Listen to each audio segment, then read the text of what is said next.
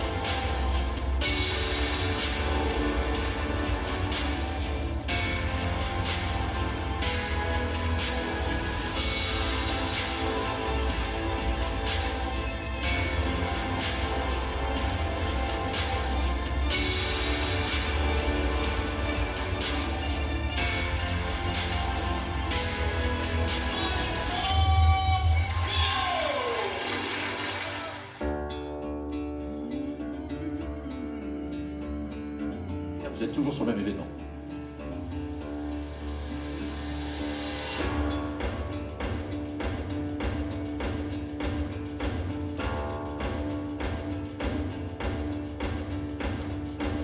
Trailer et traileuse, ils ont une famille, ils ont surtout des enfants. Comment c'est un peu boring de pas d'écoute d'attendre.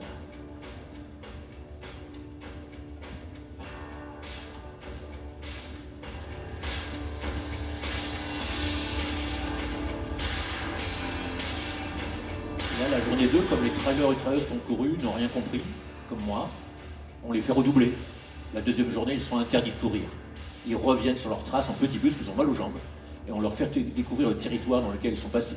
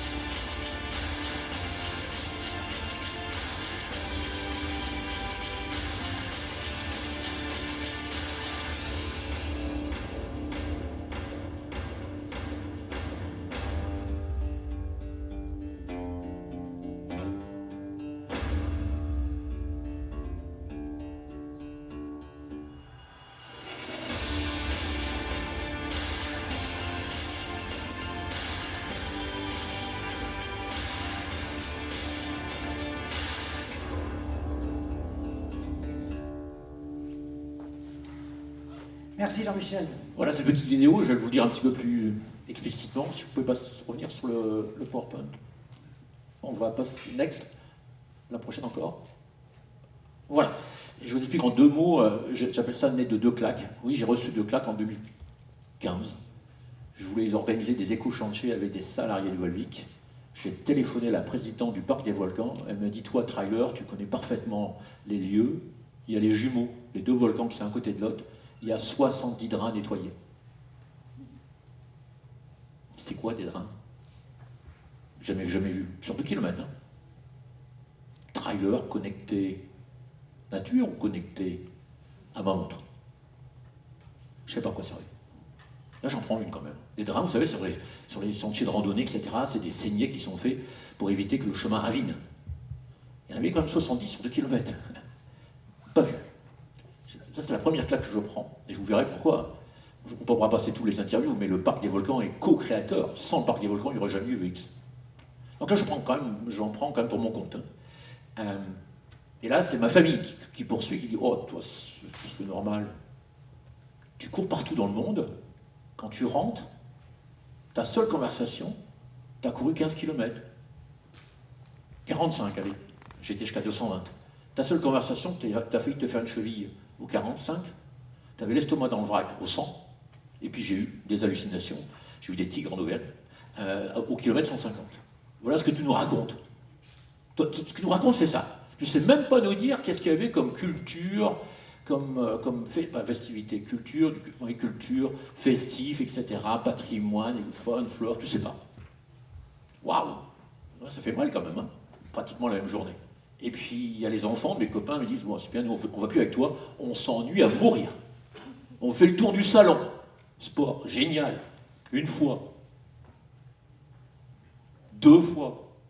3 fois. Et on s'ennuie.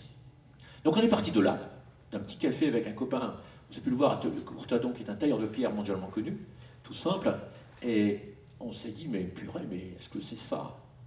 Est-ce que, quand même, trailer, c'est pas découvrir son terrain de jeu? De faire découvrir les gens, la nature, etc. Et donc, on est parti de cette idée-là, en se disant, ben ouais, c'est quand même pas normal. Donc, on est parti, je crois, sur le slide suivant. Ouais, on est parti sur... La première idée était, je cours, j'arrive sur ma arrivée, et je vous pose des questions sur la nature que vous venez de traverser. Vous savez y répondre, 1 heure de bonus sur le classement. Vous ne savez pas y répondre, 1 heure de malus. Ah, excellent. Je trouvais ça excellent aussi. Des fois, on a des chevilles qui gonflent. Mais après, quand vous adressez au directeur de course, les copains, ils m'ont dit, non, Jean-Michel, c'est le bois du terme, non, ça va être le bordel. T'imagines le truc, ça ne marchera jamais. Bon, ben, on dit, on a failli pas, VX n'a pas fini d'être. On était à 2 doigts de pas d'être. On dit, bon, c'est pas. Nous, on n'a pas envie de faire un trail. Pas envie. Et donc, quelqu'un a dit, mais non, ben, attends, si on pourrait faire la journée 1, ils courent, et la journée, ils sont interdits de courir. Vous ne pouvez pas savoir comment c'est compliqué aujourd'hui, parce qu'on est très vite plein. Comment c'est compliqué, tout le monde nous dit, mais non, mais la journée 2, on veut courir, faites notre course, parce qu'on est plein très, très vite. Et donc, vous êtes interdit de courir. La journée 1, vous faites votre sport, vous courez, le 15, 25, machin, etc. Et la journée 2, vous êtes interdit de courir. Vous revenez sur vos traces. Donc on vous ramène par des petits bus, vous avez un peu mal aux jambes, par des petits bus, on vous ramène exactement où vous êtes passé. Vous êtes passé à côté d'une carrière de pierre de Volvic, on vous ramène à cet endroit-là, et on vous dit, qu'est-ce que c'est que la pierre de Volvic? On vous ramène, vous êtes passé sur les volcans, on vous ramène avec des gardes du parc des volcans, qui vous ramènent, qu'est-ce que c'est que les différents types de volcans? On vous ramène, il y a de l'eau de Volvic, on vous ramène sur l'impluvium. Là où les gouttes d'eau tombent, etc., c'est un filtre, et comment on fait de l'eau minérale naturelle, comment les protéger, culture, bio, etc., etc. On vous ramène sur la ville de Volvic. Ben, la ville de Volvic, vous ne la connaissez même pas. Des fois, les trails sont à l'extérieur. J'ai fait un trail, je ne connais pas la ville. Donc, on vous ramène en centre-ville le lendemain. Ah, vous ne connaissez pas la gastronomie auvergnate? La rando gastronomique François Dème, qui est un des aides qui vient, quand il vient, son contrat, pour être très clair, moi je suis très franc-parler, hein, j'ai appris ça à l'étranger. Il a un contrat, c'est bien. Il a un contrat, il vient avec sa femme, son contrat c'est sa femme et ses 3 enfants. Il n'y a pas des doubles, les élites qui viennent une journée, on ne les prend pas. Quel que soit leur quota, leur cote, ITRA, on appelle aujourd'hui, à 900. On refuse. Tu viens passer 3 jours avec nous, ou tu fais notre course. Et moi je l'ai fait les autres courses, tout va bien, tout va bien. Donc voilà, pour vous dire la philosophie de ça. Mais il manque un truc encore. Là on avait résolu sur le problème des trailers, je cours un, je reviens. Mais la famille, ah ouais, c'est une famille. Ah bon, on fait une garderie pour les enfants. Beaucoup de femmes monoparentales avaient un gros problème, en disant, mais nous, moi je ne peux pas courir parce que j'ai mes enfants, etc. Ok, on fait une garderie. En pleine nature, ça paraît tout simple. Je crois qu'on a 100, je crois, gamins maintenant, c'est plein aussi. À partir de 4 ans, on les prend. On n'a pas pris plus petits. À partir de 4 ans, on s'en occupe. Et puis les ados, vous avez pu voir les jeux là, monter dans les arbres, tir à l'arc, biathlon, les ados, ils s'ennuient s'ils ne courent pas. Donc nous, on va s'en occuper d'eux. Ils vont arriver, les parents les retrouvent aussi fatigués que eux. Et puis si la personne des deux ne court pas, ben, pas de problème, on fait une rando avec des gardes nature, avec des AMM, on part et on va vous expliquer en rando, etc. Donc on va s'occuper de l'ensemble de la famille, du trailer, et il va redoubler le lendemain. Et pourquoi il y a des concerts? C'est pas parce qu'on veut faire de la musique, on ne fait pas tant d'amis que ça sur un trail, c'est pas tout à fait vrai. On a couru ensemble. On s'est dit, comment on peut mélanger un Nantais, un gars du Nord, un gars qui vient de Suisse, etc. Bon, la fête, on a trouvé mieux qu'elle avait dans les mains. Alors, comme dans le pays moi je suis un pays de football, mais en Auvergne, il y a des pays de rugby. Ben voilà, c'est des animations, on tape dans les mains, on mélange les tables, etc. pour que ça fasse vraiment l'événement un peu complet. Donc vous avez vu, journée 1, je fais du sport, je m'occupe de la famille, et journée 2, je reviens sur mes traces pour découvrir le terrain de jeu. À vrai dire, ça fait beaucoup de baratin, ça fait quoi de plus normal, non? Pour un sportif nature, même pour un randonneur, souvent, on randonne, on ne la connaît pas bien. On ne la connaît pas bien, la nature qui tourne. La connaître, c'est déjà la comprendre, la protéger. Je suis contre les interdits, vous verrez qu'on est, nous, on est contre l'écologie, on est pour l'écologique.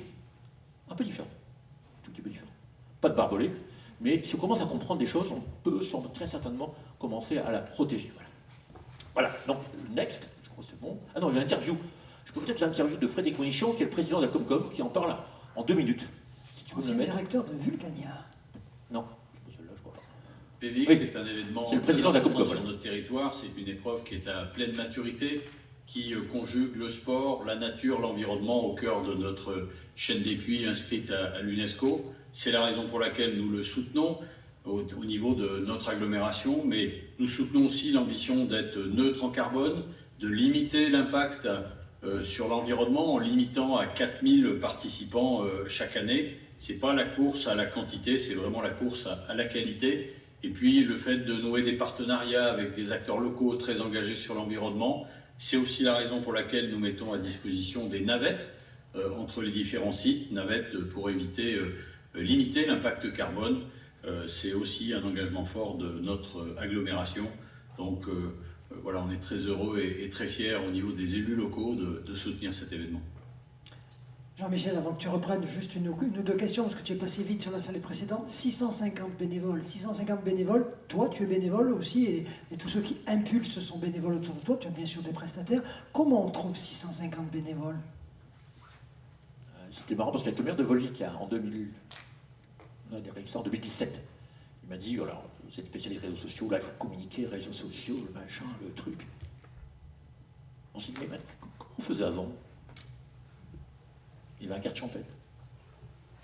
Donc dans la ville, on a fait une comédien pendant 2 jours et demi. Oyez, oyez, il y a un truc qui va se passer à Volvic.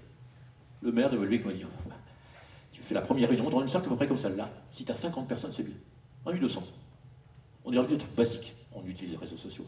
Voilà, on utilise. Mais là, on a fait différent. Et après, je pense que les bénévoles sont vraiment... On fait attention à eux, ouais. Et comment on fait attention à eux? Pour des tas de trucs, naturellement, mais aussi, on leur demande que 4 heures de temps. On veut qu'ils participent à la fête. Donc on pourrait faire l'événement avec 300, 350. Mais en bossant 12 heures, 14 heures par jour. On ne les fidélise pas. Donc on dit, donnez-nous 4 heures. Bon, il y en a certains dans la partie, ils font un peu plus, bien sûr. Mais donnez-nous au minimum 4 heures. Et donc, c'est aussi une fête pour eux. Et il y a aussi l'aspect, pas que sportif, culturel. Parce que le sport par lui-même ferait 230 bénévoles. C'est parce qu'il y a tout l'aspect culturel qui est derrière, qui prend du temps. Un autre élément, quand Frédéric Bonichon l'a dit, tu l'as noté là, 3000, 4000, cette volonté de ne pas prendre plus. On voit aujourd'hui les grandes courses, la Saint-Élion, les Templiers, l'UTMB, on arrive jusqu'à 10 000, 12 000, sans parler des courses sur route, on arrive à 40 000 au marathon de Paris. C'est aussi un manque à gagner quelque part, un manque de rentabilité, même si vous êtes dans une dynamique associative, et on sait qu'après vous investissez dans des actions pour l'environnement derrière. Donc c'est le lieu, c'est la convenience du site. Qu'est-ce qui fait que vous vous restreignez? On se restreint bien sûr qu'on peut monter à 10 000. Aujourd'hui, on a, au bout d'une semaine, c'est plein, là, 40 km. Moi, j'ai tendance à dire, mais vous verrez que ça a des conséquences derrière, parce qu'en France, souvent on dit, fais ça, c'est joli, mais on a des conséquences. On ne peut pas se prénommer être un événement un peu éco-responsable ou écologique en mettant 12 à 14 000 personnes sur un terrain. C'est pas possible. Moi, j'appelle ça mettre un nez rouge sur ma tête. Et puis, j'ai envie d'accueillir les gens, j'ai envie de serrer les mains. Donc, nous, on s'est dit, non, mais c'est pas possible. Et puis le premier impact carbone, c'est le déplacement. Vous verrez, j'ai des graphiques. Nous, c'est 532 tonnes d'impact carbone, c'est pas grand-chose. Mais 80%, 82% de l'impact, c'est le déplacement. Donc comment aller faire? Moi, je vais vous faire des pirouettes là devant vous, là. 15 000. Ben, c'est plus pareil. Par contre, ça a des conséquences, comme tu dis. C'est que j'ai un manque à gagner. Donc, c'est-à-dire qu'il faut que je trouve des partenaires. Des partenaires qui ne sont pas spécialement dans le sport. Vous verrez tous les partenaires, je pense qu'il n'y en a pas beaucoup dans le sport. Danone, Engie, Paprec, tous ces partenaires, ils s'en foutent du travail. Franchement, ils sont intéressés par les valeurs de l'événement. On les a attrapés comme ça. Le patron d'Engie est venu, a dit moi ça m'intéresse ce truc. On fait partie de leur plan RSE. Donc on est audité, hein. Tout un temps bénévole, on se fait auditer dans leur plan RSE. Et malgré cette restriction volontaire de concurrents, malgré toute l'organisation qu'on a vue dans les vidéos et que l'on pressent dans ton discours, vous maintenez quelque chose qui est de plus en plus rare, une tarification à 1 euro du kilomètre, en gros. 1 euro 100, ouais, ben on appelait les deux valeurs qu'on verra tout à l'heure. Voilà. On appelle ça écologique, hein, je l'ai peut-être retenu, pas écologique, tant pis pour ceux qui sont... Après, je peux en discuter pendant très longtemps hein, sur la partie écologique. Et puis après, éco-accessibilité, parce que le monde du travail est devenu très cher. Donc nous, on invite la famille. Donc on se dit, c'est pas cher. Non, mais c'est cher. Moi, désolé, je redis sur mon cas personnel, moi j'ai vécu dans les courants pendant 26 ans. Mon père était mineur de fond. Et coureur de fond. De fond, ouais. Et donc, quand vous prenez le budget de la famille qui vient, c'est pas seulement le dossard, c'est le logement, etc. Ça fait vite un ticket à pas loin de 1 000 €, hein, comprenez tout. Hein. Donc on s'est dit, il faut qu'on fasse gaffe. Donc on essaie de tenir, on tient. Pour l'instant, on tient à 1,1 € du kilomètre. Donc on est vraiment parmi les trails les plus accessibles, sachant que les jeux pour les enfants, c'est gratuit. Sachant que les visites quand vous revenez, c'est gratuit. Donc on essaye de faire en sorte de tenir. Il n'y a pas de secret, hein. Jean-Michel Chopin, il n'y a pas une recette avec les bénévoles, c'est parce qu'il y a des partenaires. Autrement, on ne tient pas.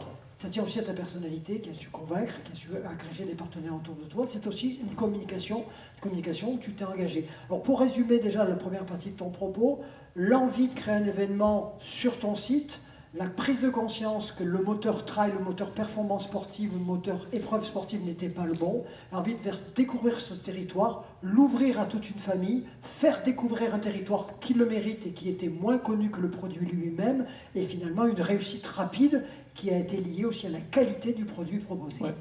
En faisant pas la logique du...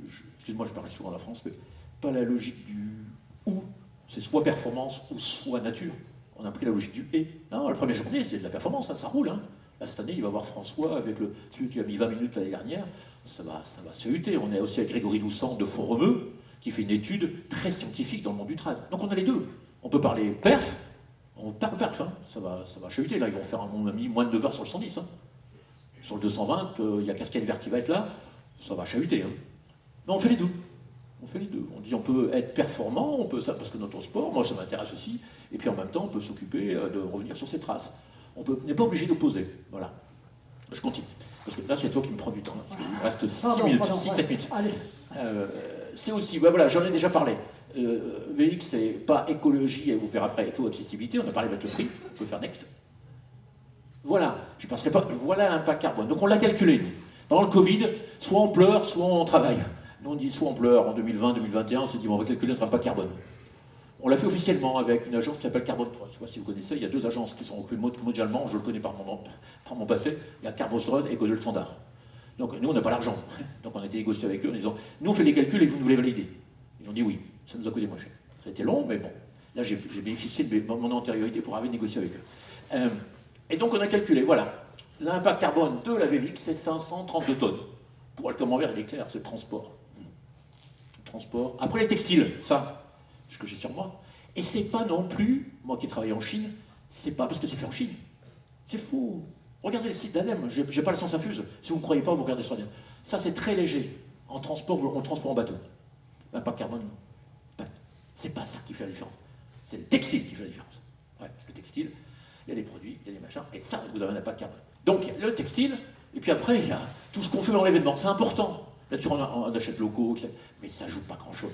Ce camembert-là, il correspond au camembert de tous les événements qui ont pu être audités, où on voit que le transport et le textile, le goodies en général, sont les deux postes qui font jusqu'à 90% de la dépense carbone. L'événement lui-même, c'est-à-dire la prestation, sécurité et secours participants, c'est Epsilon. Voilà. Alors, je ne vais pas passer à la vidéo, mais là, vous avez, sur le petit train, il y a la vidéo de la présidente, la numéro 2 de SNCF. On était tout de suite l'interviewer en disant, vous pouvez faire quelque chose avec nous. Donc, l'année dernière, encore, vous bénéficiez de 40% de réduction de billets de train si vous venez à la VX. Cette année, pareil, les gens qui viennent de Paris avaient un billet de train aller-retour à 15 € s'ils prenaient 2 mois avant. Donc on a discuté avec elle, etc., pour pouvoir faire un certain nombre de choses. Naturellement, en prenant le covoiturage, etc. Mais le premier, n'oublions pas, le premier, c'est limiter le nombre de travailleurs. C'est pas une frustration pour un organisateur, quelque part? Non, c'est plutôt, moi, je suis une qualité d'événement. Quand je peux encore serrer la main aux gens et leur dire bonjour, qu'est-ce que c'est sympa. Qu'est-ce que c'est super sympa. Donc voilà le premier. Le deuxième, c'est textile. Alors là, j'aime bien en parler parce que le textile, vous savez, le textile, c'est les maillots finishers. Tous ces maillots, etc. On s'est dit, qu'est-ce qu'on fait? On leur donne plus. Ça s'appelle pas écologique, ça s'appelle économique. On enlève le t-shirt et on garde le même prix de dossard. Oh là là. Oh là là. Non, c'est comme les sacs à un moment dans les grands supermarchés. On les enlève, c'est environ, connaissant très très bien cette affaire-là, c'est 4 millions d'économies sur un grande surface, et vous ne le remettez pas sur les produits. Ça s'appelle économique. Ça commence par pareil. Hein. Éco, ça ne se termine pas pareil.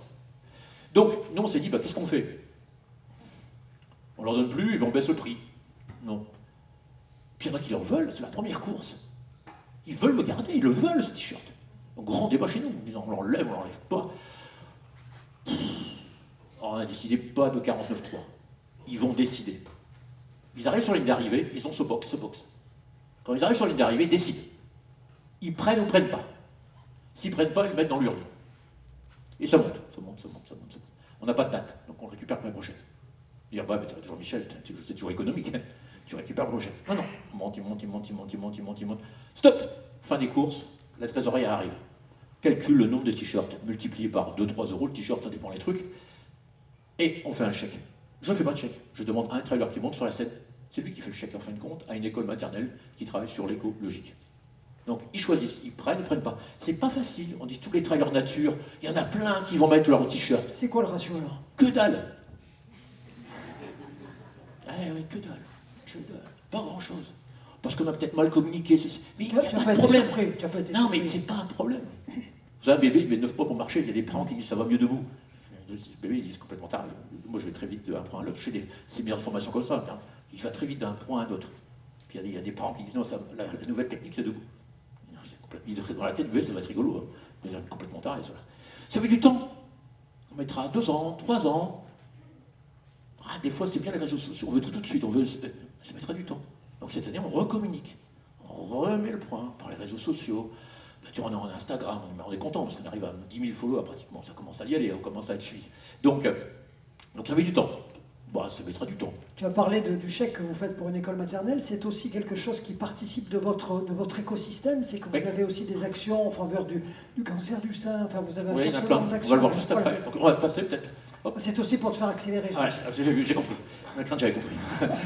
Et le dernier point, quand vous avez naturellement, on ne peut pas citer, on diminue, et il nous reste toujours, on a bien beau réduire, tout le matériel que l'on a avec, en dehors de l'événement, on le prête à toutes les associations. Saponçon, etc., d'autres trails, vous en voulez, on le prête. La première chose dans la communication, nous, sauf le jour de l'ascension, hein, parce que c'est pour nous. Donc, autrement, on prête tout le matériel. Tout. Vous voulez faire un truc ici, on prête. On vous prête. Ne pas acheter, j'ai plus vite. Et là, je ne vais pas mettre la vidéo parce que je n'ai pas le temps. Et là, il va falloir l'offsetter. Ce qu'on appelle offsetter, c'est-à-dire compenser notre impact carbone. Et là, nous, on s'est dit, on peut acheter des points de carbone comme tout, je l'ai fait dans ma vie industrielle. J'achète des points de carbone à l'étranger, j'offset. On l'a fait un peu pour être à 0. Et puis après, on s'est dit, on va protéger les vieilles forêts. Là, il y a une super vidéo, mais on n'a pas le temps. Une super vidéo donc, qui dit quoi? Les vieilles forêts, je vous le dire aussi, allez voir sur Francis Allais ce qu'il raconte. Il y a des forêts et il y a des champs d'arbres. Aujourd'hui, on coupe les vieilles forêts pour planter des champs d'arbres. Parce qu'il y a des points carbone sur les champs d'arbres, il n'y a pas de protection des vieilles forêts, à cause de la biodiversité. Donc nous, avec le Conservatoire d'Espace, je pars demain après-demain, je pars avec eux, on achète avec eux des hectares de vieilles forêts. Donc vieilles forêts, ils vous donnent la définition, plus de 200 ans, etc., pour qu'on ne les coupe pas sur le parcours de VX. Donc c'est eux qui décident tout, hein, parce que nous, on n'est pas des spécialistes. Et nous on a donc 1 hectare, 2 hectares, là on part dans le Cantal, puisqu'on s'est rendu acquéreur avec eux de plus de 2 hectares. Voilà comment on compense notre impact carbone. Peut-être que je peux te poser une question, Jean-Michel. Sur ce succès de la VVX, puisque dans l'univers de toutes les courses, c'est assez atypique. On a vu, on est ici à Millau, il y a ce succès phénoménal qui s'est construit en 20 ans, 25 ans. La VVX a éclos dans le paradis, dans le paysage du trail de manière très rapide, et même au niveau de la presse spécialisée, on a regardé ça arriver comme un ovni, on se dit tiens, on va regarder, on n'était pas sûr, puis ça a énormément matché. En termes de qu'est-ce qui a fait que ça matche, est-ce qu'il y a eu des actions de communication spécifiques, aussi finalement là le produit qui a poussé le... Je pense que c'est le produit, c'est l'authenticité, le produit. Je vais vous donner un chiffre, il n'y a que 2%, ça serait intéressant de voir les autres trails, de personnes qui viennent seules à VX. Il n'y a que 2% des gens qui viennent seuls. Ils viennent passer un week-end familial. Ils viennent passer un week-end en Auvergne. Puis souvent, ils reviennent. Donc, ouais, on a aussi dit, le jeudi, l'ascension, on pourrait démarrer. On s'interdit de démarrer. Il y a plein de philosophies. Hein. On s'interdit de démarrer le jeudi. Jeudi, on prend que les dossards, parce que les gens peuvent arriver de loin, donc pas dans les bouchons. On finit le samedi, parce qu'on ne veut pas qu'ils soient stressés. Après, le dimanche, dans les bouchons. On a tout perdu. Alors, on fait un super week-end, et après, ils sont dans les bouchons. Donc, on dit non, on termine le samedi soir, c'est fini. Si vous voulez rester, vous avez vu le Cagna, vous avez d'autres trucs. Mais autrement, prenez le temps de rentrer. Prenez le temps de rentrer. Quel dommage de leur faire vivre un connecté nature, et puis dans 3 et après, pam, dans les bouchons. Purée, ça va pas. Le maire m'avait, il faut te dire, beaucoup de pression en disant ouais, on pourrait faire beaucoup plus le dimanche. Non. Et pas l'envie de dupliquer ailleurs cette formule magique. Alors on a été pas mal interviewés. On y va avec. Il n'y a pas très longtemps, je suis allé à l'Île-d'Oléron qui m'ont dit, nous on a fait un trail, on aimerait faire un truc comme vous. Donc je suis allé leur filer un coup de main pour dire il n'y a rien de plus simple, c'est journée 1 je cours, journée 2 je retourne sur mes traces. Voilà. Et on rejoint un peu avec les interventions de Benoît ce matin et de la Madjack et de Margot, finalement, le sport est un prétexte, c'est l'aventure ensemble, c'est l'expérience, c'est la rencontre avec un territoire, et là en l'occurrence le territoire de Volvic. Donc c'est un peu les mêmes ingrédients, déclinés différemment, mais c'est un peu aussi la recette du succès des événements nouveaux qui se créent aujourd'hui dans la galaxie sport nature. Je pense, oui, ben, nous on a fait ça, voilà. On s'est plutôt amusé, on est plutôt dans... On s'amuse, ouais. Alors on fait ça, et j'en parlais sur la sécurité, je le fais d'une manière désinvolte, après on est très organisé. Hein. On fait les choses, On ne se prend pas au sérieux, mais on fait les choses très sérieusement. Hein. Ceux qui ont travaillé avec Jean-Michel le Derrière, après, on est comme des industriels, je suis un industriel, donc là, je peux dire analyse de risque, machin, gendarme, pourquoi les bénévoles étaient inconforts à cet endroit-là pour faire les signaleurs, donc on change. Derrière, il y a toute une analyse, la grande course de 224 qui passe par des monts, alors on n'est pas dans les montagnes, ben, tous les trailers ont une balise, hein. Médecins de haute montagne, bien sûr, individuels, etc., etc. Parce que le côté, plus vous faites les choses organisées, plus on a de temps à passer avec les gens, puisque c'est sous contrôle, naturellement. Il faut aussi des gens compétents, parce qu'on sait fort bien qu'à un moment donné, il risque d'avoir une météo qui ne va pas bien, et puis il va falloir décider. Sur la partie, pour conclure, peut-être Jean-Michel, sur la partie communication, tu t'es entouré de professionnels pour les parties réseaux sociaux, pour les parties création de contenu, ou c'est ton équipe de bénévoles? Alors, on a 2 stagiaires, vraiment, de l'ESC de Clermont, pas que de l'ESC, il y a aussi de Lyon qui sont là à l'année, en alternant. Et puis après, on a pris une agence aussi de communication locale, voilà. On a essayé avec Connexion, on a essayé plein de choses. Et on est revenu à du local avec l'agence qui plus est, voilà. Et donc on est plus content de nous parce que ça monte plutôt fort, ouais. Jean-Michel, sans te couper la parole, là, pour laisser la parole à Bertrand, d'autres choses que tu voudrais présenter de ta présentation? Next, voilà, de Next, c'est juste un témoignage, je crois. C'est encore, ben voilà, là c'est le côté sociétal. Vous voyez, mettons les tabourets en bois, là. Eh ben, on travaille avec comment ça s'appelle, les prisonniers, les jeunes prisonniers. Les jeunes prisonniers, quand ils sortent de prison, 90% retournent en prison. Donc on se dit, qu'est-ce qu'on peut faire pour eux? Donc on s'est dit, il y a un atelier bois. Donc on a la chance avec Volvic d'avoir des palettes en bois, on leur donne des palettes et ils nous fabriquent les tables hoches, les banches debout, etc. Qu'on prête à tout le monde. Hein. Et de l'autre côté, tu as parlé des... C'est clair, c'est une association qui réinsère les réfugiés. Donc ils sont une grosse association. Et là, ils viennent comme bénévoles. Alors c'est un bénévole particulier, parce que pour les réinsérer, ils ne vont pas avoir une tâche, mais une mission. Ils vont, mettons, servir leur centre des repas, et on leur remet un diplôme qui vont plus se réinsérer dans la vie française, etc., pour servir les repas. Voilà ce qu'on fait. Et les volcaniques d'Auvergne, c'est 12 raideuses qui vont faire des raids au profit de tatoueuses.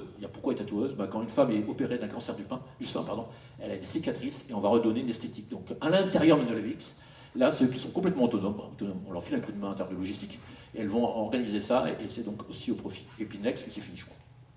Voilà un dernier à partager. Simplement, voilà le témoignage, pour certains connaissent un peu les élites, voilà ce qu'ils en disent.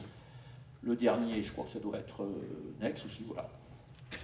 Voilà, Clem Jornet, je trouve que c'est lui qui a la plus belle phrase quand il était venu.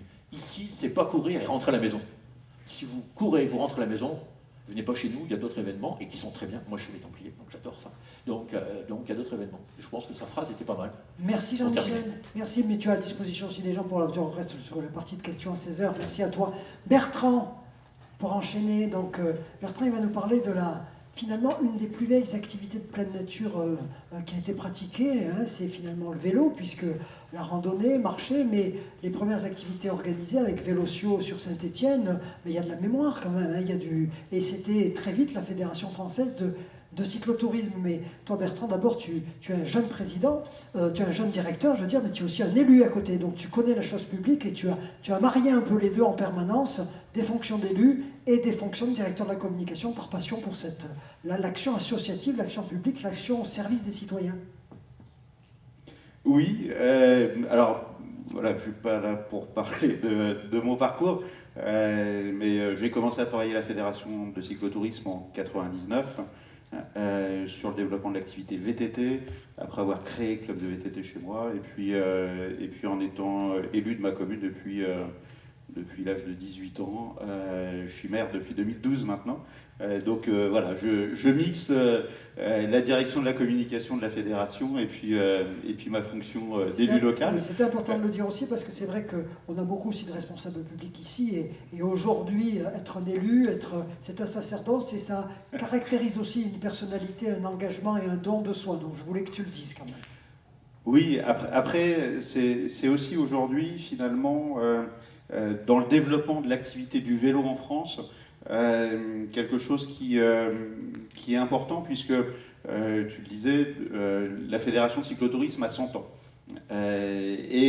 Jusqu'il y a peu, l'activité de séjour à vélo en France, le développement d'itinéraires, de parcours, d'événements de cyclotourisme ou de vélo de manière générale, parce que le cyclotourisme c'est sur la route, sur le VTT. Aujourd'hui, le gravel, même si les cyclomultiers existaient déjà dans les années 20 sur la traversée du col du Parpaillon, qui était une vraie aventure, tout ça a été porté par quelques passionnés qui se réunissaient, qui se retrouvaient dans les meetings. Ce que j'ai beaucoup vu dans l'ensemble des interventions, c'est finalement que l'événement et les sports de nature de manière générale, c'est des gens qui sont passionnés de leur territoire, passionnés d'une activité et qui ont qu'une seule envie, c'est la partager avec un maximum de personnes. Les cyclotouristes, la base du cyclotourisme, c'est ça. Et finalement, depuis peu d'années, c'est-à-dire, on va dire depuis, allez, pour être très sympa, depuis la fin des années 90, les collectivités ont commencé à s'emparer de l'activité vélo, plus particulièrement plutôt à partir des années 2010, où on a vu commencer à fleurir un certain nombre d'aménagements cyclables, d'abord pour les déplacements quotidiens, et puis ensuite pour le tourisme à vélo. Aujourd'hui, finalement, on peut dire que en fait, tout le monde fait du vélo. C'est-à-dire que je ne connais pas une collectivité, si, il en reste encore, mais tellement peu qui me disent « moi, le vélo, je m'en fous ». Ça n'existe plus, ou en tout cas, ceux qui ont continué de le dire n'en ont plus pour longtemps. Et aujourd'hui, c'est vrai que une fédération ancienne qui a porté le vélo se trouve aujourd'hui à un croisement de chemin, c'est-à-dire qu'on passe de militants pour pouvoir obtenir des choses à accompagnants de l'ensemble des initiatives qui peuvent exister pour pouvoir développer la pratique et permettre à tout le monde de partager la passion de son territoire autour du vélo. Et est-ce que l'objectif de la fédération est compatible avec l'objectif des collectivités de développement du vélo? Est-ce que pour vous, c'est pas d'abord développer vos licenciés, le nombre de vos licenciés? Comment vous faites vivre ces deux impératifs? Développer la pratique, mais aussi amener les gens vers votre fédération, puisque ces deux objectifs qui peuvent paraître semblables, mais qui sont finalement différents dans la mise en œuvre. Alors, il y aura toujours moins de cyclotouristes si les gens ne peuvent pas faire de vélo, déjà. Après, transformer ces pratiquants de vélo en licenciés de la fédération, ça sera notre job après. Mais la première chose pour nous, d'ailleurs ça fait partie de notre responsabilité comme toutes les fédérations délégataires, c'est de développer et de structurer la pratique du tourisme à vélo en France. La compétition, c'est la fédération de cyclisme. Et ça, aujourd'hui, ça passe par l'accompagnement des collectivités de manière générale. À la fois par rapport à l'aide à l'aménagement de leur territoire. On a une charte cyclable qui permet de voir ce qui est bien, ce qui est moins bien pour aménager son territoire, à la fois sur le développement de l'animation, que ce soit le savoir rouler à vélo ou le développement d'un certain nombre d'événements. Je suis ravi d'ailleurs d'être ici à Millau, puisqu'il y a la Cosnard qui renaît et qui va avoir lieu début juin, qui est un des plus anciens événements VTT en France. De mémoire, le Rock d'Azur, que tous les VTTistes connaissent, doit dater de 84 et la Cosnard de 89. Et la période Covid lui a fait mal. Et là, ça va avoir de nouveau lieu. Et c'est un très très bel événement, très difficile d'ailleurs. Donc l'animation. Et le troisième élément, c'est la promotion des territoires qui propose finalement la découverte à vélo. Là, on a un certain nombre de labels, comme les bases VTT, comme les territoires vélo, qui sont à la fois des labels pour dire que les choses sont bien faites sur le territoire, mais aussi pour accompagner le territoire. Par exemple, pour pouvoir former les guides des offices de tourisme, pour pouvoir faire des balades guidées à vélo. Ça, on peut nous accompagner les offices de tourisme dans ce cadre-là. Et puis évidemment, derrière, dans la promotion, on a créé un site internet il y a quelques années qui s'appelle véloenfrance.fr, qui a aujourd'hui à peu près 4000 circuits qui sont répertoriés, qui sont des circuits qui ne sont pas des circuits qu'on fait le dimanche et qu'on met sur internet au risque et péril de ceux qui iront les faire ensuite, mais qui sont des circuits reconnus, travaillés avec à la fois nos clubs, à la fois nos comités départementaux de cyclotourisme et les acteurs du tourisme du territoire. Plus on y agrège l'ensemble de nos événements, finalement tout ce qui peut permettre et faciliter la pratique du vélo en France. Ça fait pratiquement 25 ans que tu es à la Fédération française de cyclotourisme. Tu as vu le vélo changer, une fédération qui s'adressait à des passionnés, à des pratiquants, à côté des collectivités ou à côté d'un monde qui fonctionnait sans le vélo. Peu à peu, tu as vu le vélo s'intégrer dans le quotidien des Français. Et puis tu as vu aussi le vélo se diversifier sous toutes ses formes. Puisque VTT, gravel aujourd'hui, on peut dire il y a 25 ans, on était dans les balbutiements. En France, on aime bien mettre les choses dans des cases. C'est-à-dire que tu fais du cyclotourisme, tu fais de la route, tu ne feras pas du VTT, et puis surtout, tu ne feras pas de culture, et parce que tu es sportif. Et les premières discussions qu'on a pu avoir avec notamment les acteurs du tourisme en France, c'est non, non, surtout, vous faites du cyclotourisme, nous, on va faire du vélotourisme. Parce que nous, c'est pas du sport. Et donc, toute la discussion qu'il y a dû y avoir à l'époque, c'était de dire, le cyclotourisme, c'est un moyen de transport utilisé, mu par la force musculaire, c'est-à-dire un vélo pour pouvoir faire du tourisme.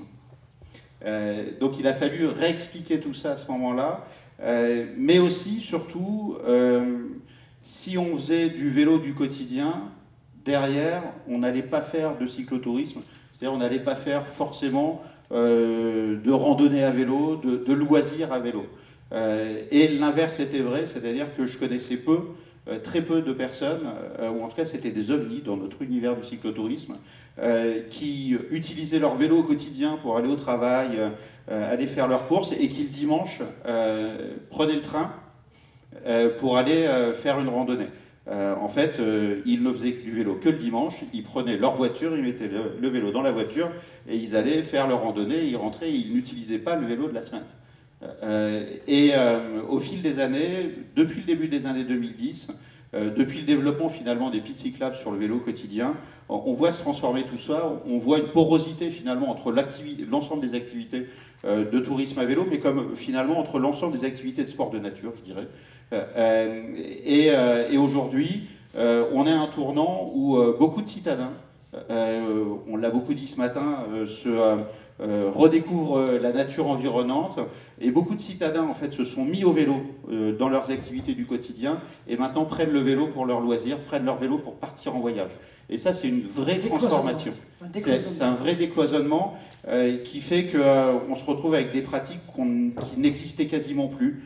Le gravel redonne ses lettres de noblesse finalement à ce qui s'appelait la randonneuse chez les cyclotouristes jusqu'aux années 80.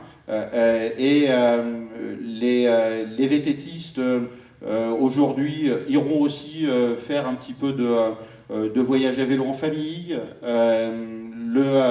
Le cycliste qui va faire ses courses partira aussi en voyage avec un VTC en le louant, et ça amène beaucoup finalement de changements à avoir par rapport à la communication qu'on doit faire pour pouvoir attirer des personnes chez soi. C'est-à-dire que la première chose, c'est certes d'avoir des parcours, d'avoir des itinéraires qui puissent être accessibles, mais qui puissent être le plus sécurisés possible, évidemment. La deuxième chose, c'est toute l'offre qui va avec un vélo, c'est-à-dire que de permettre aux gens qui ont un vélo eux-mêmes de pouvoir stocker son vélo, déjà venir avec son vélo dans le train ou autre, de pouvoir stocker son vélo sur place, de pouvoir éventuellement avoir des possibilités pour le réparer, des possibilités pour le laver éventuellement. Et puis, aujourd'hui, des cyclistes qui ne prennent pas leur propre vélo pour se déplacer, et donc de pouvoir louer un vélo, sur l'itinérance, de pouvoir louer un endroit, le rendre à un autre.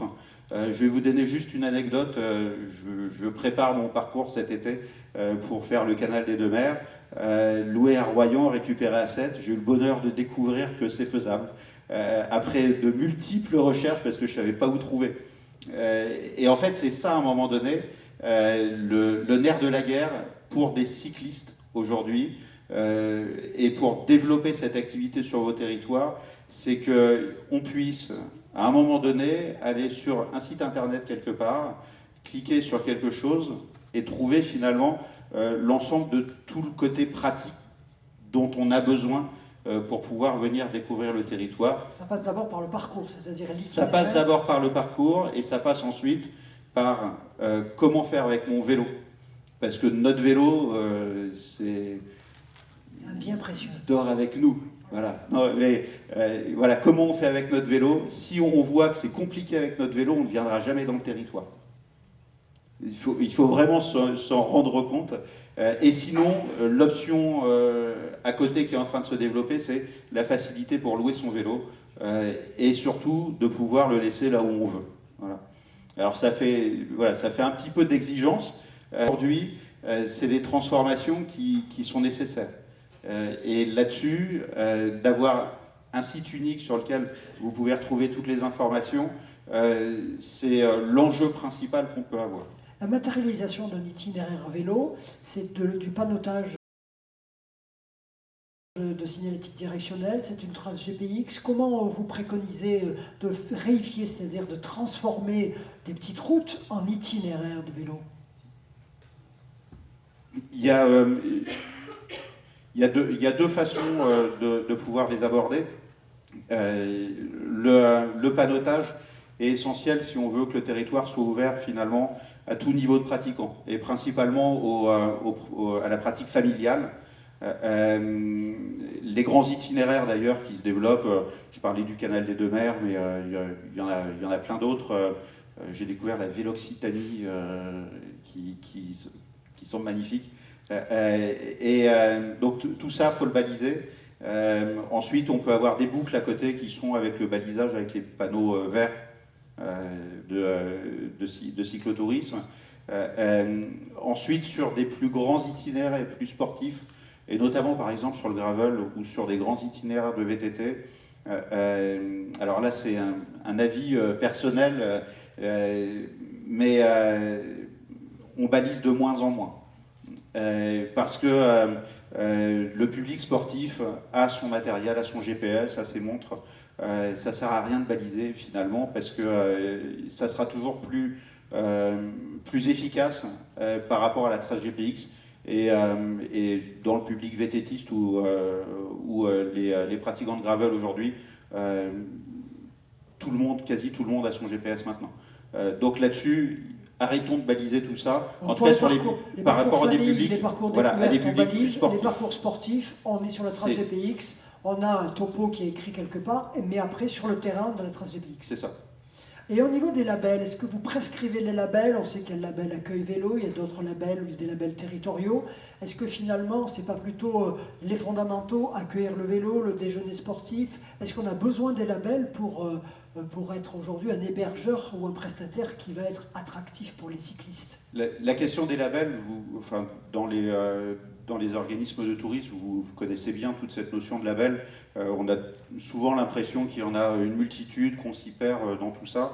Le label accueil vélo est un label vraiment intéressant pour le public cycliste. Et encore une fois, un cycliste a un besoin crucial de savoir que son vélo va dormir en totale sécurité.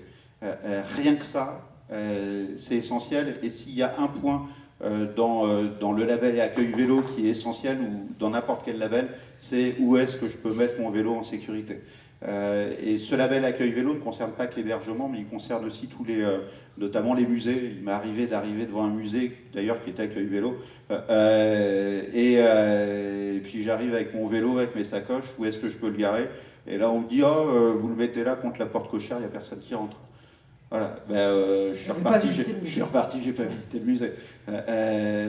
Mais le label est vraiment essentiel pour dire, la Fédération de cyclotourisme de tout temps avait développé ce qu'on appelle les bonnes adresses. Et finalement, le label accueil vélo, c'est ça. Les bonnes adresses, c'était nos cyclos qui allaient dans un hébergement, un resto, surtout les bons restaurants, et qui disaient aux autres, ouais, allez là, c'est génial. Et ensuite, petit à petit, allez là, c'est génial parce qu'on peut stocker son vélo, parce que le matin, je partais à 5 heures pour pouvoir partir à la fraîche, et ils m'ont préparé mon petit déjeuner. Il a plu et ils avaient une machine à laver, ils m'ont lavé mes fringues. Et tout ça, finalement, c'est ces petits plus qu'on a découverts au fur et à mesure et qu'on a partagé tous ensemble au niveau du réseau cyclotouriste. Et aujourd'hui, ça s'est institutionnalisé avec l'accueil vélo. Et c'est une vraie marque de reconnaissance. Clairement, à titre personnel, quand je fais mes voyages à vélo, la première chose que je regarde, c'est où est-ce qu'il y a des bonnes adresses qui restent un petit peu à la fédération et où est-ce qu'il y a des accueils vélo. Même si on n'est pas totalement certain que ça va être exactement tip-top, au moins, on sait qu'il y a un minimum. Sur la dernière partie de notre intervention, de votre intervention, présentez-nous un peu les outils aujourd'hui. Comment la fédération communique? Pour tous les, je suis un ancien pratiquant, j'avais ma revue fédérale avec les contributions bénévoles dans les clubs, les comptes rendus de cyclotourisme. Aujourd'hui, comment vous communiquez? Comment vous avez dépoussiéré ou en tout cas fait évoluer votre communication? Alors d'abord, la première des communications dans le réseau cyclo, on a 110 000 adhérents. 110 000, c'est le bouche à oreille. Et c'est comme ça qu'est née la fédération. Ce bouche à oreille, on l'a développé avec cette revue Cyclotourisme mensuelle qui existe toujours, qui est un des titres les plus... qui a le plus grand nombre d'abonnés dans la presse vélo en France. On tire à 15 000 exemplaires et c'est diffusé dans nos 3000 clubs. Cette revue continue d'exister pour se partager entre nous justement les bons plans et les belles régions à visiter. C'est que des bénévoles qui écrivent dans cette revue. On a dupliqué la même chose sur un site d'actu qui est cyclotourisme-mag.com qui permet de faire plus de l'actu chaude. Des news, des reportages rapides sur des événements, des petits conseils pratiques. Et puis, ce site Vélo en France, qui est devenu le site pour la pratique du vélo. Dans notre objectif de tout rassembler, en tout cas rassembler un maximum de choses au même endroit. Et puis, aujourd'hui, on réfléchit, et là ça rejoint un petit peu la question de début par rapport aux licenciés, puisque aujourd'hui, maintenant tout le monde peut faire du vélo comme ça, facilement, sans aller dans un club, mais finalement, ce qui permet le développement de la pratique, ou en tout cas l'accompagnement du développement de cette pratique, c'est aussi les licenciés qui financent finalement ce développement-là. Aujourd'hui, on est en train de développer un certain nombre de services qui vont s'adresser à l'ensemble des cyclotouristes en France, notamment un premier service qui revient sur cette notion de bouche à oreille et de réseau, qui sont ce qu'on appelle les cycles hôtes. En fait, on a aujourd'hui plus d'1 millier d'adhérents de notre fédération qui vous proposent de vous héberger, de vous accompagner sur un circuit ou de vous dépanner en cas de panne. On se contacte entre adhérents et on va s'héberger les uns chez les autres pour pouvoir aller voyager en France. Voilà, ça fait partie de ces réseaux sociaux. Alors évidemment, les hôteliers, peut-être qu'ils seront un petit peu moins contents là-dessus, mais dans l'itinérance, il n'y en a pas partout. Si vous voulez traverser la France du nord-est au sud-ouest, il y a certains moments où vous ne trouverez peut-être pas forcément d'hôtellerie, etc. On en a plus de 1000 aujourd'hui. Répartis sur le territoire ? Répartis sur l'ensemble du territoire.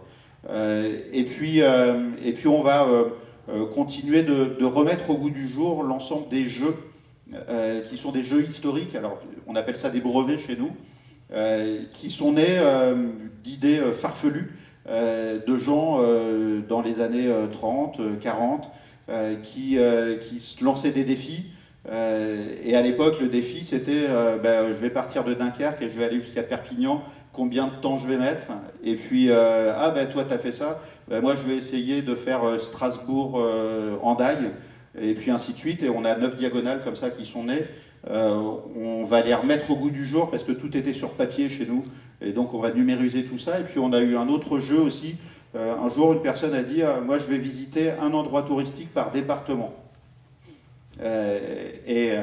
Quelques années après, un autre a dit c'est bien un lieu par département, mais pourquoi on ne monterait pas à 6 lieux par département? Et comme ça, on a collecté plus de 530 points touristiques en France, qu'on appelle les BCN, BPF chez nous, Brevet cyclotourisme national, brevet des provinces françaises. Et en fait, c'est une collection de tourisme à faire à vélo. Et tout ça, pareil, aujourd'hui, on est en train de travailler sur la numérisation de ces choses-là. On pourra les trouver sur votre site internet. On les a déjà numérisés sur les sites internet, et maintenant on va transformer le jeu sur internet pour que tout le monde puisse y participer, que tous là, toutes et tous dans la salle, vous puissiez faire vos BCN, BPF en vous géolocalisant au fur et à mesure des années. Je dis bien des années, hein.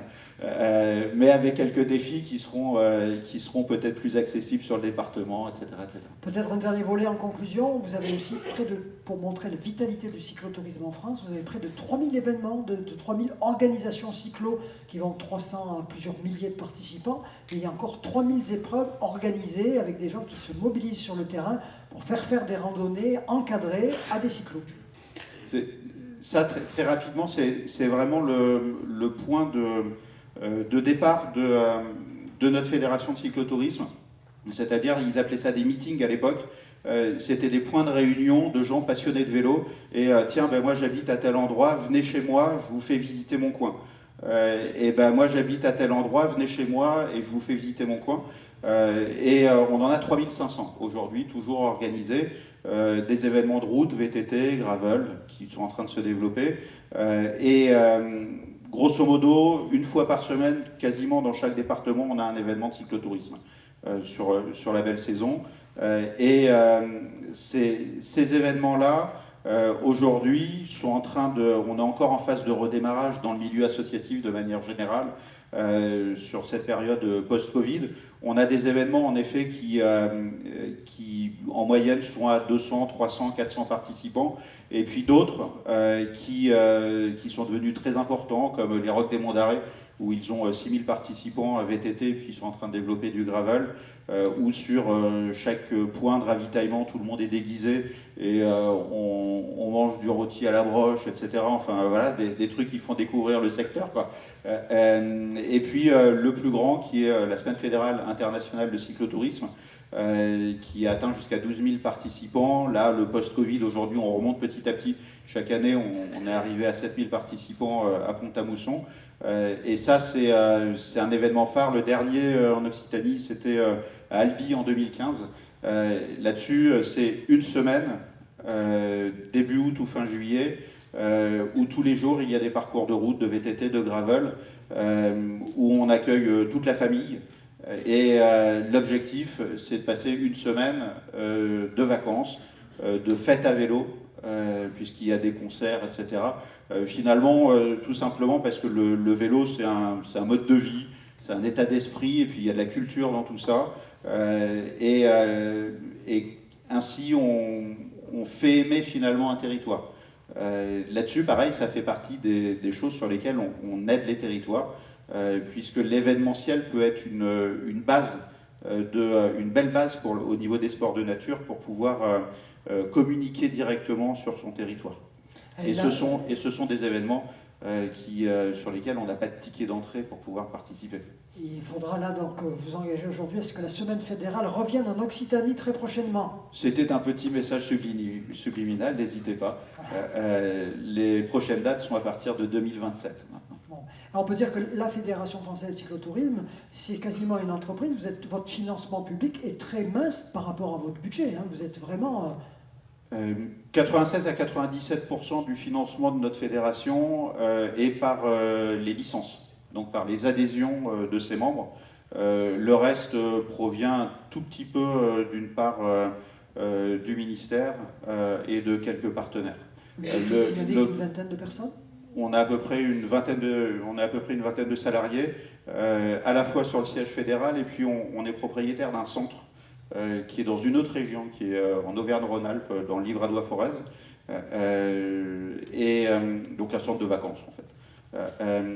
Il faut dire que le mouvement cyclotouriste est un mouvement qui est toujours resté indépendant et qui a tenu à son indépendance, son autonomie, autonomie financière, autonomie aussi en termes d'éthique, c'est-à-dire qu'on n'a pas de publicité sur nos maillots par exemple, à la différence des courses cyclistes.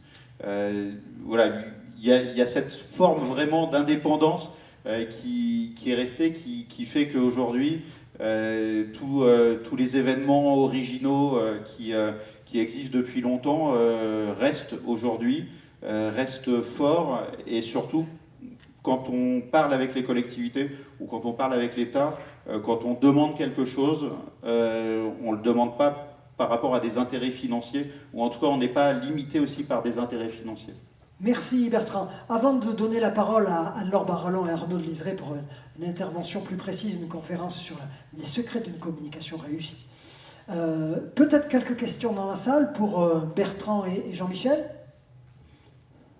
C'est vrai qu'ils ont été très complets, Bertrand et Jean-Michel. Personne? Oui? Quand une collectivité fait appel à vous en vue d'aménager un parcours cyclable, quels sont les principaux conseils que vous leur donnez? Les principaux conseils quand vous rencontrez une collectivité pour aménager des parcours cyclables?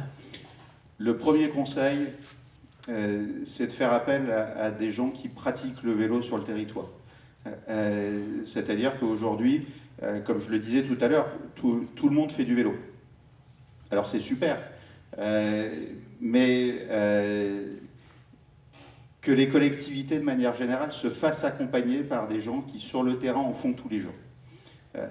Parce que ça évitera de voir certaines erreurs qui peuvent être faites sur des choses qui ne sont pas du tout adaptées finalement à l'usage du quotidien ou l'usage d'un touriste à vélo. J'ai évoqué tout à l'heure la charte cyclable qu'on édite, qui est disponible. Vous avez un onglet institutions sur le site ffvélo.fr. Vous pouvez aller la trouver directement dessus. Et puis vous avez dans chaque département un monsieur sécurité chez nous, dans chaque comité départemental de cyclotourisme, qui peut vous donner des conseils directement sur le terrain. On organise aussi des formations pour les agents des collectivités et les élus des collectivités, où on va faire un tour dans le secteur et on dit ce qui va moins bien, et on donne des conseils pour pouvoir améliorer les choses, vraiment du concret. Voilà. Parce que on sait dans nos collectivités, on passe par des appels d'offres, on passe par des bureaux d'études qui nous présentent souvent des belles choses, mais qui ne sont pas forcément adaptées spécifiquement à l'habitude du terrain.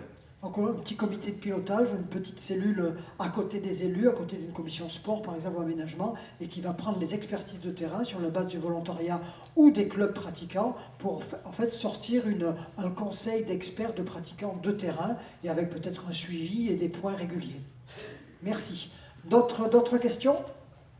Bien, on a un tout petit peu de retard, donc on va remercier Jean-Michel et Bertrand. Bonne route Jean-Michel, et merci encore d'être avec nous. On va demander donc à Anne-Laure et à Arnaud de prendre ma place au pupitre et de commencer l'intervention.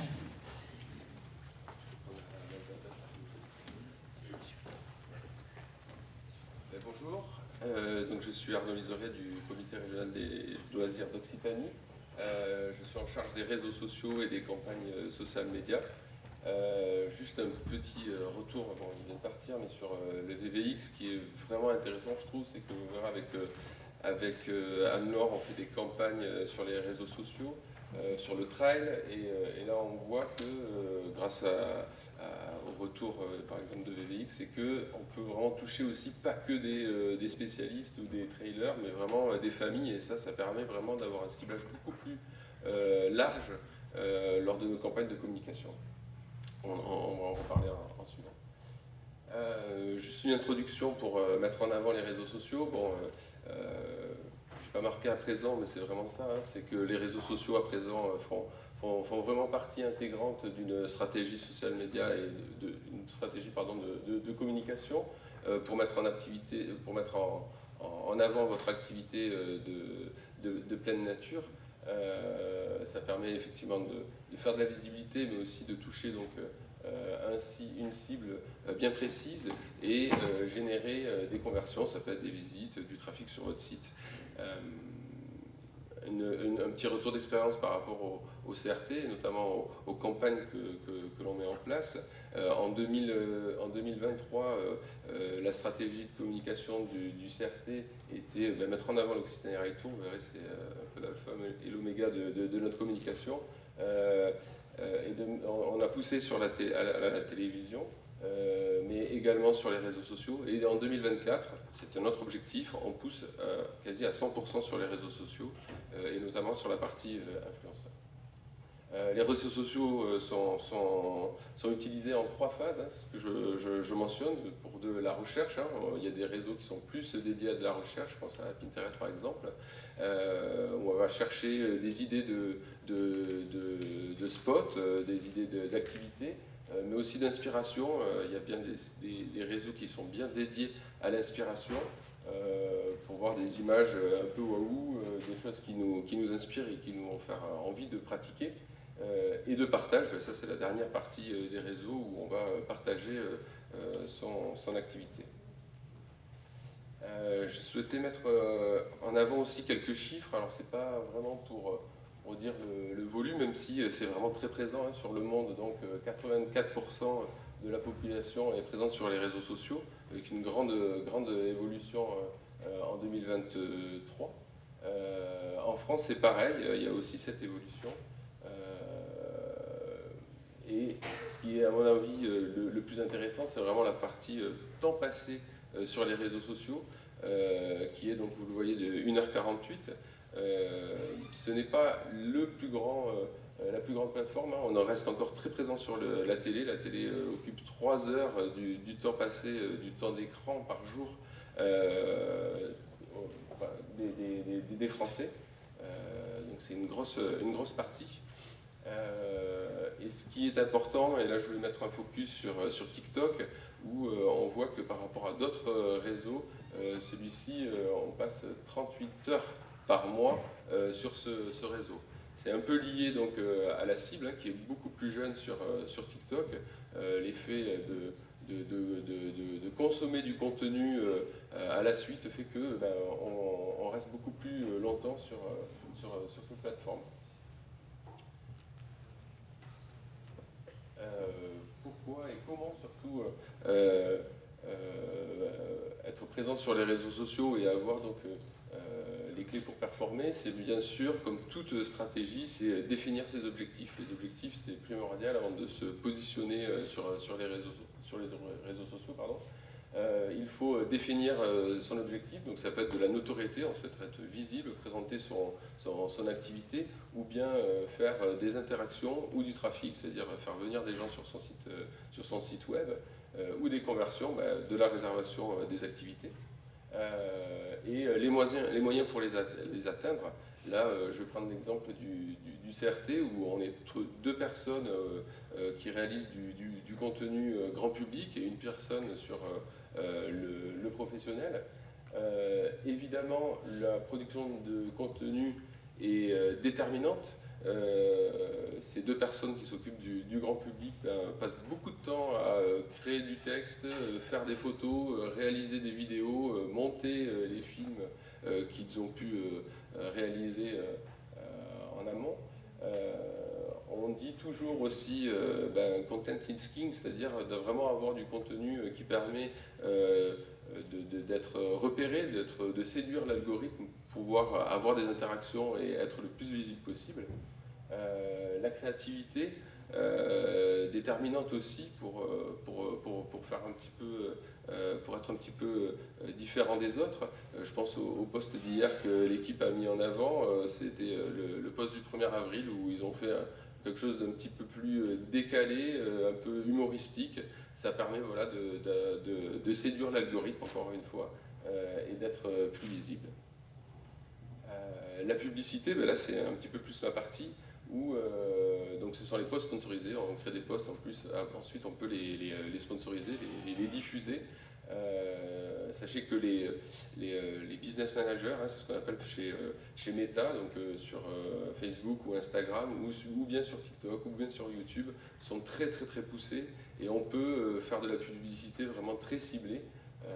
C'est pour ça l'exemple de VX était intéressant, mais on peut dire je vais toucher une personne à 80 km de Millau qui est intéressée par le trail, l'ultra trail, qui aime certaines marques ou certaines célébrités, et du coup ça permet d'avoir des coûts très intéressants, on en parlera en suivant.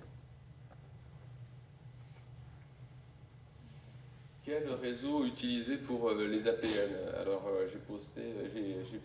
j'ai écrit les 4, à mon avis, principaux, liés du coup à la cible APN.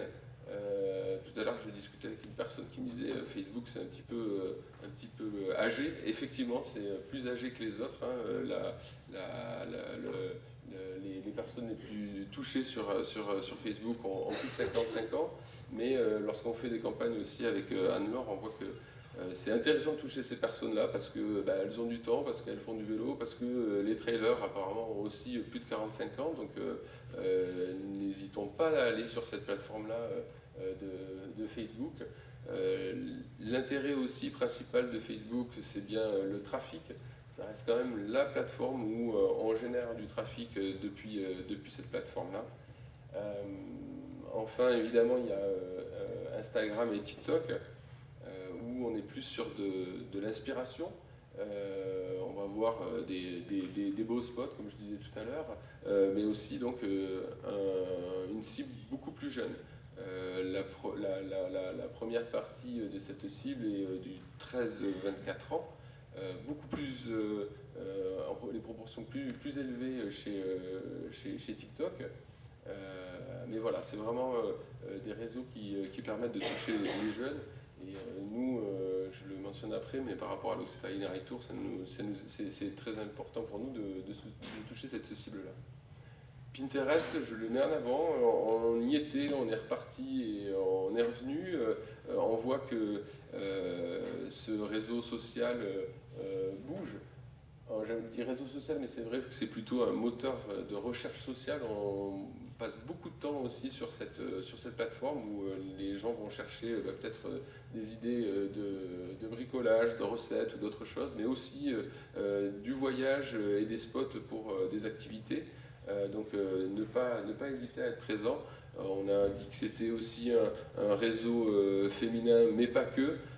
Voilà, ça progresse énormément et c'est intéressant de s'y pencher. Juste quelques indicateurs, hein, c'est vraiment juste pour les commenter. Le CRTL est présent sur 8 plateformes. Mais le nombre d'abonnés, c'est pas forcément l'indicateur le plus intéressant parce que notamment sur TikTok, le fil d'actualité que l'on va consulter n'est pas les abonnements sur lesquels on s'est positionné, mais plutôt l'algorithme qui choisit du contenu pour vous. Évidemment, c'est intéressant d'avoir beaucoup d'abonnés, mais pour avoir des publications organiques beaucoup plus larges. Mais c'est pas pour nous, en tout cas au CRT, par rapport à notre stratégie sur les réseaux sociaux, c'est plutôt la deuxième partie et de réaliser des interactions. Les interactions, c'est des j'aime, des partages, des commentaires. Nous, c'est notre stratégie depuis 2 ans où on essaie de pousser ça pour avoir une communauté beaucoup plus engagée et ça fonctionne plutôt bien. En 2023, du coup, on a mis en avant, on s'est positionné sur TikTok. Jeune réseau, notamment, comme je l'ai dit tout à l'heure, par rapport à son ciblage, mais aussi jeune de sa création. Les 10 000 abonnés arrivent assez rapidement. Et pour nous, donc, c'est toucher une cible jeune, mettre en avant, encore une fois, l'Occitanie Rail Tour. On réalise des vidéos que l'on sponsorise aussi, je vais en parler après, mais voilà. Quel format? Évidemment, le contenu, comme j'ai dit tout à l'heure, est déterminant. On peut poster, vous le savez, des photos, des vidéos. Le format vertical est très utilisé et le plus utilisé car il prend plus de place sur son smartphone. Donc on est un petit peu plus visible lorsqu'on produit du contenu en format vertical. Les vidéos réelles et story, vous connaissez, hein, c'est beaucoup utilisé en ce moment. Ce qui est important justement, il y a beaucoup de choses qui sont publiées, donc d'avoir de la qualité. J'ai mentionné les couleurs vives, on le voit aussi sur des logos, les nouveaux logos de Airbnb, de Instagram, de Google, qui ont toujours été très colorés pour capter l'attention. Là c'est pareil, on essaye d'avoir des contenus en début de contenu très impactants et qui permet de retenir l'attention. Les 3 premières secondes déterminantes, beaucoup de contenu, donc comme j'ai dit, on scrolle 180 mètres par jour. 180 mètres, ça représente deux terrains de foot, donc on scrolle beaucoup, et pour capter l'attention, il faut vraiment avoir ces 3 premières secondes pour capter l'attention et être susceptible d'être cliqué ou être vu encore plus. Les formats publicitaires, c'est quelques exemples qu'on a mis en place avec Anne-Laure. On a fait des jeux concours, Anne-Laure va en parler un petit peu plus. Des générations de trafic, vous les voyez, c'est donc soit des jeux sur le vélo, soit du VTT ou bien du trail. Ce que je voulais mentionner surtout, c'était les résultats de ces campagnes qui sont très performantes. On est sur des ciblages assez fins et donc du coup des CPC, des coûts par clic inférieurs à 10 ou à 10 centimes sont très intéressants. On dit que 50 centimes c'est embêtant, 1 euro on arrête. Là on a vraiment des coûts qui sont intéressants. On peut, grâce à ces campagnes, faire du retargeting, hein, c'est-à-dire toucher les personnes qui ont visité notre site web, alors les toucher à nouveau sur les réseaux sociaux. On peut faire du lookalike. Lookalike, c'est toucher des personnes qui sont similaires aux gens qui ont visité nos réseaux. Lorsqu'on fait nos campagnes, on essaye aussi de faire beaucoup d'optimisation pendant les campagnes, c'est-à-dire on s'arrête à J+7, J+10 pour voir lesquelles publicités sont les plus performantes pour optimiser nos coûts. Là, je suis pas parti. Moi, je vais vous présenter en fait 2 problématiques qu'on s'est vraiment posées. Donc, c'est très concret. On s'est posé ces questions-là. La première question, c'est en fait, certains d'entre vous dans la salle font partie du collectif Trail, donc on s'est posé collectivement cette question. Puisque, comme vous le savez, on a une newsletter Trail. Donc, tous les 3 mois, vous pouvez recevoir des informations sur le trail en Occitanie. Si vous n'étiez pas au courant, j'espère que là, vous allez vous abonner. En tout cas, cette newsletter Trail, elle nous permet de justement tisser un lien avec des trailers qui veulent avoir des informations sur l'Occitanie, sur ce qu'ils peuvent faire, les courses, les espaces où s'entraîner tout au long de l'année. Et pour nous, notre problématique dès le début du lancement du collectif, justement, c'est d'avoir des abonnés. Et pour avoir ces abonnés-là, on avait plusieurs solutions. Donc l'organique, c'est ce qu'on fait. Vous pouvez vous abonner à tout moment sur notre site internet. Vous pouvez vous abonner aussi à travers les sites internet de nos adhérents, puisque aussi vous invite à vous abonner à notre newsletter. Mais on voulait aller un peu plus loin, mettre un peu la vitesse supérieure, et on se demandait sur quelle action de communication justement on pouvait capitaliser pour avoir plein d'abonnés, mais pas payer trop cher. Donc comment recruter sans se ruiner, c'est notre problématique, et du coup on est parti sur les réseaux sociaux. Et pourquoi les réseaux sociaux ? Je pense que Arnaud vous l'a expliqué vraiment aujourd'hui, on ne peut pas s'en passer. Et ça nous permet surtout d'avoir beaucoup de chiffres, de la qualité et à moindre coût. Donc c'est les actions sur lesquelles on va régulièrement le CRT. Et on s'est posé sur ce jeu concours, enfin sur le recrutement d'abonnés Trail, sur quelle plateforme ou quel réseau social on allait être. Et on a choisi Facebook. Donc pourquoi Facebook ? Je pense qu'Arnaud vous a bien expliqué, mais ça permet tellement d'hyper cibler. Donc on a pu capter nos trailers qu'on voulait, mais qui viennent de France, Occitanie, peu importe. Nous on voulait des trailers partout en France. On a ciblé âge très large aussi.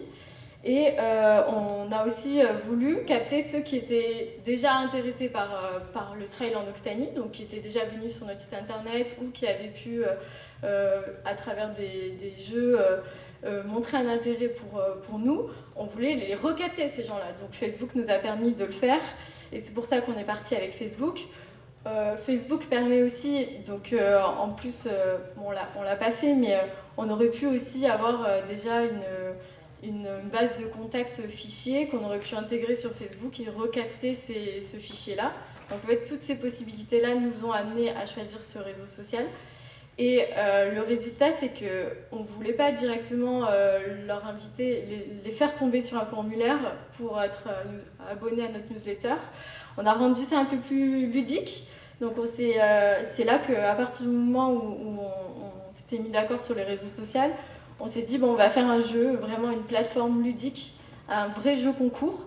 Et c'est là où nos adhérents ont joué le jeu aussi, ils ont proposé des lots. Donc c'est une action collective qui nous a permis de capter donc plus de 3700 contacts. Et surtout, ce qui est intéressant, c'est qu'on a un coût par contact à 12 centimes. Donc je ne sais pas si ceux qui ont l'habitude de faire justement des campagnes d'acquisition, mais c'est assez élevé en principe. On est sur, enfin, Arnaud, on est plutôt sur du 20-30 centimes. Là, on était à 12, donc on était très contents. Donc voilà, c'est un retour d'expérience que nous, on a pu faire. Ça peut peut-être vous inspirer. Et la deuxième problématique qu'on a eue, c'est sur un plan d'action qu'on mène avec nos ADT. J'en vois aussi parmi dans la salle certains. En fait, là, on s'est posé la question, on a des itinéraires vélo, on a des boucles vrais vélo, on a des bases sites VTT labellisées FFC, on a aussi... on a toute une offre vélo vraiment qu'on veut valoriser, mais on sait que les pratiquants en vélo sont complètement différents, même si, comme on l'a vu, ça ne veut pas dire qu'un cyclosportif ne fera pas du VTT, c'est pas ça, mais ils n'ont pas du tout la même demande, le même besoin, et on ne leur parle pas de la même façon. Donc nous, ce qu'on s'est dit, c'est qu'on va tester Pinterest. Pinterest, pourquoi? Comme l'a dit mon collègue Arnaud, c'est un moteur de recherche. En fait, ce qui est vraiment intéressant sur Pinterest, c'est qu'on va pouvoir communiquer un peu quand on veut. Il n'y a pas de période vraiment précise, puisqu'on n'est pas sur de l'instantané, on est sur de l'inspirationnel, et on est surtout sur donner des propositions de contenu pour que les gens ensuite se mettent une petite épingle, créent leur petit tableau vélo. C'est ce qu'on cherchait à faire en fait. Et c'est ce qu'on a fait. On a pu, grâce à Pinterest justement, cibler en fonction de nos pratiquants. Donc on a pu, grâce au moteur de recherche aussi, avoir un ciblage très poussé, cyclosportif, vélo de route. On a eu un ciblage voyage à vélo, en quête d'aventure. On avait un ciblage plutôt VTTiste, en quête de sensations fortes. Et on avait un ciblage, j'en ai raté un, oui, loisir. Le loisir, celui qui va rechercher plutôt la boucle à faire à vélo du dimanche en famille. Et ces 4 segments-là, ils ont pu être captés, ils ont pu avoir un message très précis pour eux. Et ils ont pu justement après garder leur épingle, faire leur tableau pour avoir tout au long de l'année, quand ils utiliseront Pinterest, l'info. Et on voulait vous faire part de cette expérience puisqu'on a eu un coût par clic, parce que c'est ce qu'on regarde quand on fait des campagnes, c'est si notre coût budget campagne et le nombre de clics, donc le nombre de personnes qui ont cliqué, cherché à avoir l'information, est le plus bas possible. Et là on était à 8 centimes, donc on est plutôt pas mal, ça va.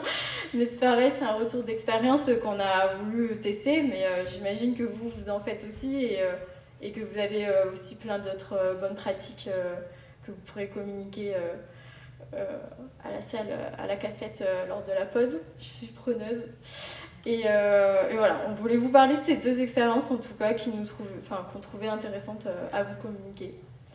Bon voilà, je te passe la parole. 0,8 centimes, c'est vraiment très très bien. On aurait pu faire maintenant avec l'usage, des créations un petit peu plus tendance ou dans les usages de Pinterest, mais pour la prochaine. Je voulais terminer juste sur les tendances, donc revenir sur les réels, vraiment le format à ne pas hésiter à utiliser lors de vos prochaines publications sur les réseaux. c'est vraiment, on voit la guerre un peu entre TikTok et Instagram qui se positionnent sur les vidéos courtes, voire un petit peu plus longues sur ces réseaux-là, avec les bonnes tips qu'on a mis en avant tout à l'heure, les 3 premières secondes déterminantes, format vertical, et puis du contenu un petit peu tendance. On voit beaucoup de choses qui émergent sur les réseaux, donc ne pas hésiter à les utiliser. Engagé dans le développement durable, ça c'est aussi une ligne éditoriale qui est très importante pour le CRTL. 47% de nos publications en 2023 incitent le voyageur à avoir une attitude éco-responsable. Ça peut être sur des petits...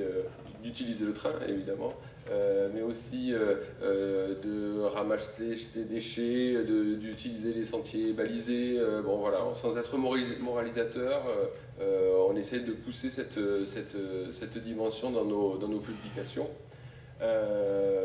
Et des contenus accessibles, les plateformes le permettent, on peut décrire des photos pour qu'elles soient lisibles par des personnes à défiance visuelle ou bien aussi auditive en mettant des sous-titres à toutes nos vidéos.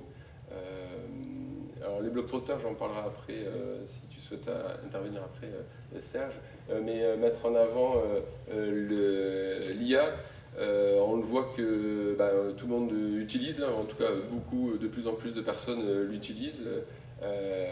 Sur les réseaux sociaux aussi, on peut faire des plannings de publication, on peut créer ces publications dédiées à un réseau, on pousse les prompts en demandant un petit peu plus d'immersion, ciblée à une cible plus jeune. Bon voilà, on fait attention un petit peu à ça, c'est pour ça que je marquais vigilance. Les community managers du CRT utilisent, mais on relie, mais on n'est pas encore vraiment à utiliser pleinement, en tout cas pour publier des publications. En revanche, ça sert aussi à gérer les réseaux ou les campagnes de publicité. On le voit aux États-Unis, on est en lien avec des experts marketing Facebook. Aux États-Unis, c'est vraiment mis en place, c'est-à-dire que les campagnes, selon la publication, le texte qu'on a utilisé, la photo qu'on a mis en avant, le ciblage se fait automatiquement. On va dire grâce au Parlement européen, encore ces automatisations ne sont pas encore mises en place en France, et donc on peut vraiment faire des campagnes vraiment aux petits oignons, c'est-à-dire vraiment cibler vraiment comme on le souhaite. Donc ça, c'est une bonne chose. Et donc terminer sur la collaboration avec les micro-influenceurs ou même nano-influenceurs, c'est ceux de moins de 10 000 abonnés, et parler du lancement cette année du réseau des blocs-trotteurs d'Occitanie. C'est-à-dire nous collaborons avec 10 influenceurs qui ont moins de 10 000 abonnés, il me semble, et qui sont d'Occitanie et qui voyagent d'eux-mêmes en fait tous les week-ends dans l'Occitanie, et nous facilitons leur accès à des endroits un peu VIP ou des endroits un petit peu inconnus. On leur pousse ces lieux. On donne des accès aussi pour voyager en train. Voilà, c'est une collaboration qui est intéressante par rapport à un one-shot avec un influenceur où on va l'accueillir une fois et puis il n'y a pas vraiment de lien. Là, c'est vraiment toute une année où qu'on passe avec les influenceurs. On a vraiment un lien avec eux. Et voilà, c'est quand même différent qu'une campagne d'influence classique. Et voilà, je vous remercie. Merci Arnaud, merci Anne-Laure. Peut-être Arnaud, juste une première question. Au niveau de la création de contenu, quand on est une petite structure, qu'on n'a pas beaucoup de temps, qu'on est un opérateur privé, qu'on essaye vite de créer du contenu, est-ce que le même contenu peut faire pour Facebook, pour Insta, pour Pinterest, ou vraiment il faut essayer de créer des contenus très différents, ou au contraire de faire qu'un seul réseau, et si oui, lequel ? Oui, il vaut mieux faire un contenu par réseau. C'est difficile parce que ça demande plus de temps, mais les usages ne sont pas les mêmes. sur Facebook que sur Instagram. Sur les réseaux pro, on en parlait aussi tout à l'heure, évidemment, pas utiliser et pas publier les mêmes choses. Mais il vaut mieux prendre plus de temps ou se concentrer sur un seul réseau plutôt que de publier la même chose sur les mêmes réseaux. Tu parlais de vidéos courtes ou de vidéos longues. Une vidéo courte, c'est quoi? C'est 15 secondes, c'est 30 secondes, une notion de temps? Pour les campagnes, une vidéo courte, c'est entre 7 et 15 secondes. D'ailleurs, on paye à la vue, et les vues, c'est 6 secondes comptées sur Facebook. Donc il vaut mieux faire des vidéos courtes pour des campagnes. Après, on peut, sur des réels ou de la story, faire des vidéos plus longues pour avoir un peu plus de reportage ou représenter une activité. En tout cas, nous, c'est ce qu'on fait aussi sur l'Occitanie Rail Tour et notamment sur TikTok, où on fait des vidéos d'1 minute. Mais en tout cas, voilà, on part depuis Montpellier, on va visiter Sète en train, la visite de Sète, donc on partage un reportage. La création de vidéos, donc création de contenu, création de vidéos, quand on est une petite structure, quand on n'est pas incertain, une petite entreprise, est-ce qu'on peut soi-même faire Il vaut mieux investir avec un vidéaste pour avoir quelques vidéos de qualité dans l'année, ou au contraire produire soi-même très souvent des petites vidéos? Tout dépend de l'usage. Si c'est pour une campagne, là on a vu la vidéo de VVX, c'était production, je sais plus quoi, mais bon là, oui, on est obligé de demander à une agence de production de faire du contenu, mais sur les réseaux sociaux, non, utilisez vos propres compétences en interne par vos CM qui peuvent faire des contenus intéressants en sortant de l'agence ou en sortant de l'activité, quoi. Et surtout, le jouet à cadeau, mais on peut faire des choses vraiment sympas dans les activités de pleine nature. Donc, votre paramètre de réussite d'une campagne sur les réseaux sociaux, c'est le clic. Comment on concrétise le clic? Est-ce qu'on a une certitude que le nombre de clics a après une incidence sur la consommation du produit, la fréquentation d'un site? Alors, ouais, c'est pas que le clic, mais enfin, si tu veux. Ce que je voulais mentionner, c'est que lorsqu'on fait les campagnes, et notamment les jeux, ou lorsqu'on souhaite recevoir, donc là, c'est pas forcément pour recevoir du trafic sur son site, mais récupérer des adresses opt-in, on a les résultats de la campagne, et ensuite, c'est là où c'est intéressant, et puisqu'on fait tout ça en interne, c'est qu'on va regarder à la fin, la finalité, après dédoublonnage, etc., combien nous coûte l'adresse mail. Donc du coup, tout dépend des campagnes, il y a plusieurs indicateurs, mais en tout cas, il faut aller jusqu'au bout pour savoir combien ça nous coûte. Merci, mais est-ce qu'au niveau de la salle, on a, avant de passer à la pause café, ensuite, au moment de networking, où je crois qu'il y a quand même plusieurs dizaines de rendez-vous, des gens qui c'est aussi l'objet de ces journées partenariales que de permettre d'échanger, de se rencontrer, et depuis l'année dernière, c'était formalisé dans ce moment de networking. Est-ce que l'une ou l'autre d'entre vous ont des questions à poser à nos spécialistes? Non, je ne vois pas de doigts qui se lèvent. Donc merci Anne-Laure, merci Arnaud, c'était vraiment très intéressant. Et puis donc sur la scène, on se retrouve demain matin à 9h30. Et pour tout le monde, 16h30 Rappel Café dans le hall d'accueil. Et ensuite, je crois qu'il y a un programme ce soir avec une visite de ville et puis un dîner en commun. Merci à vous et à très vite.